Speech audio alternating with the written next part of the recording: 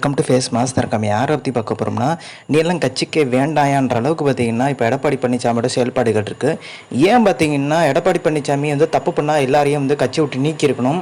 So பொதுச் செயலான்றதை அதுதான் பார்த்தீங்கன்னா மென்ஷன் பண்ணுறாங்க. ஸோ தலைமை பொறுத்து அம்மா பார்த்தீங்கன்னா இருந்த காலகட்டத்தில் யாராச்சும் ஒருத்தர் பார்த்தீங்கன்னா இந்த தேர்தல் டைமில் வந்து இந்த பூத் கமிட்டிக்காண்டி அமௌண்ட் கொடுக்குறது வந்து ஆட்டையை போட்டாவோ அதுக்குன்னு தனியாக ஒரு குழு வச்சு கண்காணிப்பாங்க.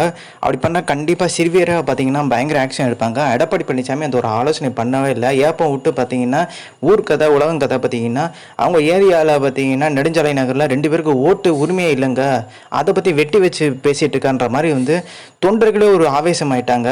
ஸோ என்னையா இதெல்லாம் வந்து பொதுச்செயலாளர் பண்ணுற வேலையை அதெல்லாம் பொதுச்செயலாளர் எப்படி நீங்கள் ஆலோசனை புகார்லாம் என்ன வந்திருக்குன்றதை பார்க்கணும், நடவடிக்கை எடுக்கணும்.